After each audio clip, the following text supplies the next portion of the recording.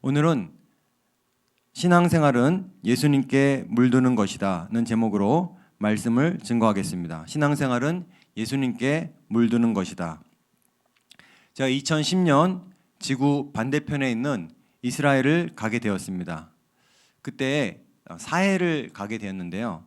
보통 여행지를 가면 우리가 선물을 사지 않습니까? 선물을 사서 드리면 또 좋아할 때도 있지만 때로는 이거를 어디에 써야 될지 몰라서 조금 당황하고 사용 못하고 하는 경우도 있는데 제가 사해에서 산 선물들은 다들 좋아했습니다. 왜 그랬을까요? 지리산이 높이가 천왕봉이 1696m 해발이죠. 그러니까 모든 높이는 해수면을 기준으로 하지 않습니까? 근데 이 사해는 해수면보다 420m, 30m 정도 낮습니다. 그러니까 어떻게 보면 지구에서 가장 낮은 호수라고 할 수 있는데 이 갈릴리에서 유입되는 물, 아니 그 위에 헐몬산으로부터 그 유입되는 모든 그 요단강의 물이 사해로 가서 다 증발을 하는 것입니다. 그러니 얼마나 그 사해 근처에 있는 미네랄이 풍부하겠습니까? 그 염분이 뭐 30%가 넘는 그 사해 바다 우리가 잘 알지 않습니까? 사람이 들어가면 몸이 뜨죠. 그러니 이 사해 주변의 그 모든 것이 미네랄이 얼마나 풍부하겠습니까? 모든 물들이 다 내려가고 다 증발되고 거기서 제가 뭘 샀냐면 미네랄 비누, 상표가 아하바였는데요. 사해 비누를 산 겁니다. 사해 비누를 드렸더니 세수를 해보시던 분들이 이 피부가 모공이 아기 모공이 된다고, 애기 모공 피부. 그러니까 이렇게 받는 사람들이 너무 좋아하는 거예요. 그 당시는 요즘은 직구도 가능하지만 그 당시는 그 어떻게 보면 사해는 지구 서쪽 끝 아닙니까? 그러니까 직구하기도 좀 어려웠던 시기였는데 그러니 너무나 좋아했던 것이죠. 그래서 그 당시에 다시 구하려고 해도 너무 멀어서 가기가 어려운 것입니다. 이스라엘이 서쪽 끝에 있지 않습니까? 그리고 아시아에 우리나라는 동쪽 끝에 있습니다. 거의 너무 거리가 멀죠. 그런데요, 그 서쪽 끝에 있는 이스라엘 그 작은 나라, 그 갈릴리 주변에 거기서 시작한 아니 예수님께서 12명과 시작한 그 복음 전도가 여러분 성공했을까요? 아니면 멈췄을까요? 명백하죠. 그 작은 갈릴리 호수 그 마을 그곳에서 시작한 그 복음 전도가 지금까지도 움직이고 있는 것이고 지금까지도 역사하고 있는 것이고 그 말씀이 지금까지도 달리고 있기 때문에 지금 우리가 그 말씀을 듣고 은혜를 받고 또 이 지구 거의 반대편이라고 할 수 있는 그 한국 서울에서 예배를 드리고 있는 줄 압니다. 그러니 이 얼마나 놀랍습니까? 이 복음이 그 지구 끝에서 2000년 전에 시작했었는데 작게 시작을 했었는데 겨자씨만하게 시작했었는데 어떻게 지금까지 그 복음이 오는가? 두 가지를 보통 이야기합니다. 사도들의 설교 케르그마에 들어있는 그 부활신앙이죠. 부활신앙 때문에 그렇기도 하고 또 하나 강력한 것은 그 안에 성령의 역사가 있었다는 것입니다. 그 성령의 역사는 지금도 일어나고 있는 것입니다.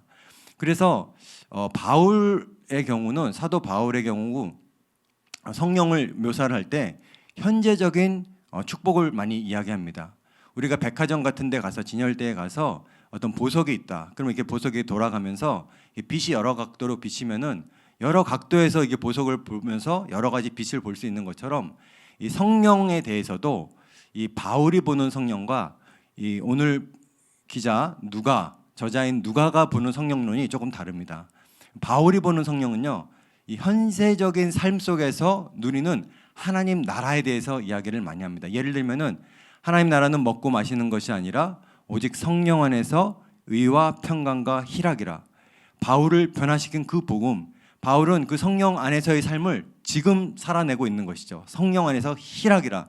하나님 나라가 그 마음 가운데 이루어지고 감옥에 가서도 찬양을 하고 그 사도 바울은 어떻게 보면 스데반을 죽도록 만든 장본인 아닙니까? 그런데 그의 성품이 그렇게 변해서 성령의 열매를 지금 맺어가는 것이죠. 사랑과 희락과 화평과 오래 참음과 자비와 양성, 충성, 온유, 절제.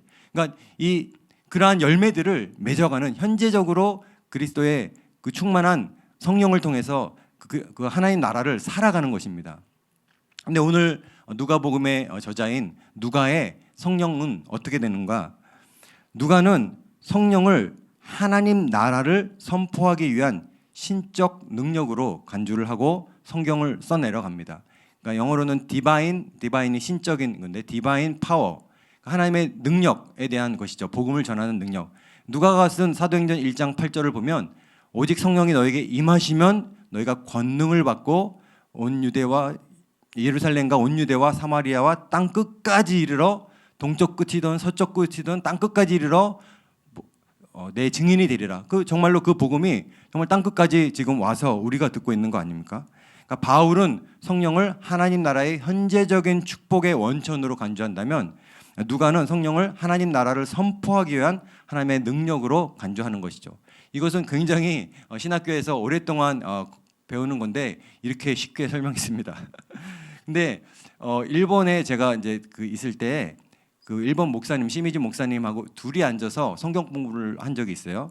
근데 그 목사님이 저에게 설명을 해주시는 것이 너무 기억이 나서 그 둘이 앉아서 성경 공부를 하다가 제가 눈물을 막 펑펑 흘린 적이 있었는데 어떤 말씀을 해주셨냐면 플라터너스 있죠. 그런 이제 가로수가 있는데 혹은 이제 단풍 나무들이 있는데 그 잎사귀가 이렇게 있으면은 어떤 것은 이제 단풍이 물들 때에 한 10% 정도만 이렇게 빨갛게 물들었다는 것입니다. 그리고 어떤 잎사귀를 보면 시간이 지나면 30%, 50%, 70%, 90% 하면서 100%까지 붉게 막 물들게 되는 그 단풍을 얘기하시면서 우리 신앙에도 이런 마찬가지라는 거죠. 신앙생활이라는 것은 이게 단풍이 붉게 물들듯이 우리가 예수님으로 물들어가는 것이 신앙생활이다. 그런 얘기를 하는 것이죠.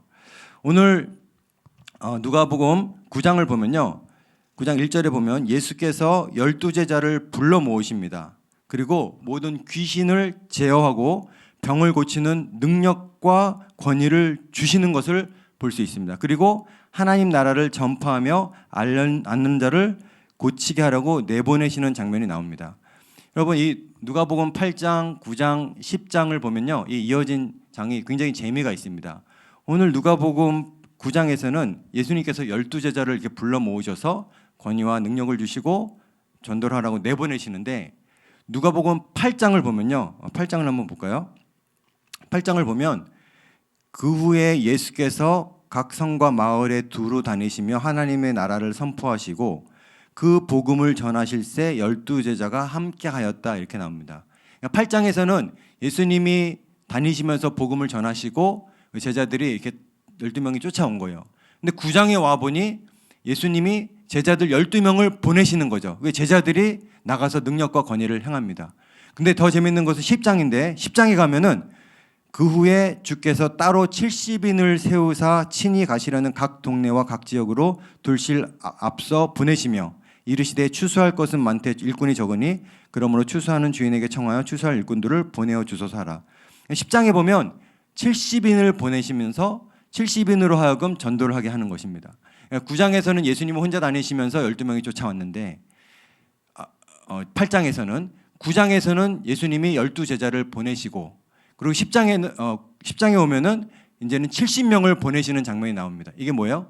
점진적으로 지금 복음 사역이 하나님 나라의 사역이 확장되고 있는 것을 봅니다. 예수님은 혼자 다니시다가 12명을 보내시다가 70명을 보내시는 것이죠.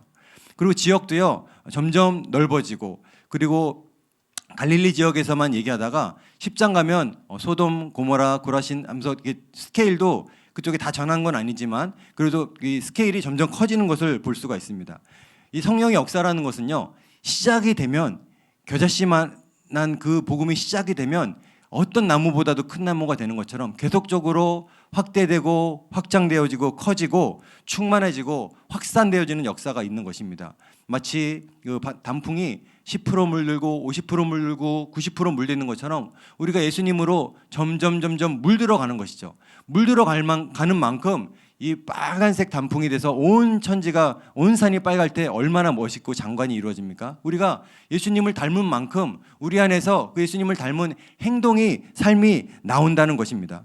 그러니 바울이 지금도 멈추지 않고 그 현재적인 축복의 원천인 성령으로 충만해졌던 거 그리고 누가가 말한 것처럼 우리 안에 그 성령의 능력으로 충만해져서 그 능력으로 하나님 나라의 복음을 전하는 것 이런 것들이 계속적으로 2000년 동안 이어졌고 그 갈릴리 한 조그만 마을에서 시작한 그 복음이 쉬지 않고 멈추지 않고 확산되며 계속되었기 때문에 지속적으로 움직이기 때문에 지금도 여러분 안에 있는 줄 믿습니다. 8장을 누가복음 9장을 조금 더 보시면요. 예수님께서 12제자를 불러서 귀신을 제어하며, 여러분 귀신은 눈에 보이지 않죠. 눈에 보이지 않는데 뭔가 우리에게 영향을 주는 것, 귀신을, 근데 그러한 귀신들을 제어하고 또 병을 고치는 능력과 권위를 주셨다고 되어 있습니다. 여러분 우리의 삶에 적용한다면 실제로 우리의 삶도 보이지 않는데 우리를 누르는 것, 소외감, 우울감, 내 마음에 보이지 않지만 나를 누르는 것도 있고 실질적인 귀신의 역사도 있고 또 근심도 있고 걱정도 있고 두려움도 있고 외로움도 있고 눌리는 문제들도 있고 눈에 보이지 않지만 우리를 잡고 있는 것들도 있는데 하나님 나라를 전파하며 앓는 자를 고치게 하라고 우리에게 성령을 주셨고 우리를 내보내신다는 것입니다. 예수님께서 승천하시면서 3년 동안 제자들과 같이 사역하시고 승천하시면서 성령을 받으라 이렇게 말씀하셨죠. 그러니 제자들이 또 사도행전에 기도하다가 성령을 받고 나서 예수님으로 자꾸 성령 충만해지고 더 기도하고 찬양하고 말씀 보고 하다가 더욱더 예수님을 닮아가고 그러면서 이 능력 있는 삶을 살게 되는 것입니다. 그러니 내 힘이 아니라 나의 힘으로 사는 것이 아니라 예수님의 힘으로 예수님의 능력으로 나아가는 거죠. 예수님과 동행하는 거. 내 능력과 살아나라 담임 목사님 말씀하실 때 내 안에 예수님께서 내 안에 성령의 능력이 계속적으로 흘러나오는, 그러니까 근심 걱정 이런 것들을 물리쳐야 되는데 이러한 것이 예수님과 닮아가고 동행하고 예수님 묵상하고 말씀을 보고 성령 충만하고 기도하다 보면 이런 것들을 점점 이겨나가는 것이죠. 에녹이 하나님과 동행했던 것처럼 신앙생활이 예수님께 계속 물들어가는 것입니다. 저희 예를 봐도요. 제가 중학교 때는 처음에 이제 집에서 믿었을 때 다 제사를 지내고 있었죠. 절을 안 하겠다고 했습니다. 그런데 중학교 2학년의 그 마음, 그 심정, 그 신앙은 알겠지만 그거를 감당을 못했습니다. 그런데 재수할 때 성령 체험을 하고 나서 담대함이 생겨서 결단을 하고 절을 안 하고 그 다음부터 제사도 안 드리고. 근데 그것이 누가복음 8장, 9장, 10장처럼 나중에는 집에서 이제 침대에서 자는데 머리가 띵해서 봤더니 부적이 붙어 있는 거죠. 그래서 부적을 떼고 그리고 집에 있던 우상같이 생긴 것들을 다 갖다 버리고 태우기도 하고 그리고 이제는 예수님 믿으라고 전하기도 하고 이러면서 점점 이 복음이 확산되어지고 자라고 이 도미넌트 개념이죠. 복음이 예수님이 내 마음을 내 심령을 그리고 내 삶을 점점 지배해 가는 것입니다. 고린도후서 4장 6절을 보면 하나님께서 어두운 가운데 빛이 있으라 말씀하셨던 그 하나님께서 예수 그리스도의 얼굴에 있는 하나님의 영광을 아는 빛을 우리 마음에 비추셨는데 우리가 이 보배를 질그릇에 가졌기 때문에 이는 심히 큰 능력은 하나님께 있고 우리에게 있지 아니하다. 우리가 사방으로 우겨쌈을 당해도 쌓이지 아니하고 답답한 일을 당해도 망하지 않고 박해를 받아도 버림받지 않고 거꾸로 뜨림을 당하여도 망하지 않고 우리가 항상 예수의 죽음을 몸에 짊어짐은 예수의 생명이 우리 몸에 나타나게 하려 함이라. 이 복음은요 우리 안에서 계속 자라고 성장하고 활동하는 것이죠. 그렇기 때문에 여러분 성령을 이미 받으셨으니 여러분 이 제자들에게 이 능력과 고치는 권위를 주셨는데 그것은 우리에게도 동일하게 주신 것입니다. 여러분 안에 그 성령께서 지금도 활동하시고 일하시고 역사하고 있는 줄 믿습니다. 그러니 지지 말고 이기고 승리하고 정복하고 다스리고 복음을 전하고 여러분 안에 성령이 활동하시도록 여러분 안에 능력이 나갈 수 있도록 그리스도께 물들어가고 또 병을 고치는 그 권위와 능력을 가지고 하나님 나라를 전파하고 여러분 주변에 앓는 이를 고치는 하루 되기를 간절히 바랍니다. 마음을 감찰하시는 이가 성령의 생각을 아시나니 성령이 하나님의 뜻대로 성도를 위해서 간구하시기 때문에 모든 것이 합력해서 우리 안에 선을 이루는 줄 믿습니다. 오늘도 승리하시는 여러분 되기를 바랍니다. 함께 기도하겠습니다. 하나님 아버지 감사드립니다. 오늘도 우리 안에 많은 능력을 또 권위를 허락하여 주셨사오니 하나님 오늘도 일어나는 모든 일 가운데 우리가 넉넉히 이기는 줄 믿습니다.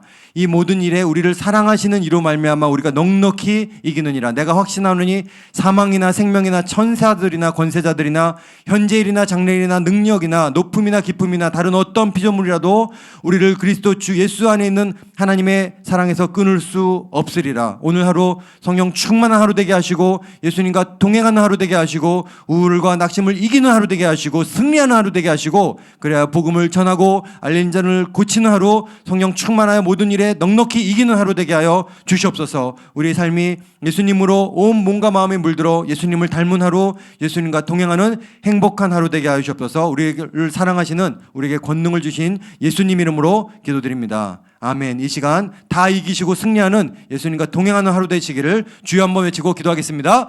주여!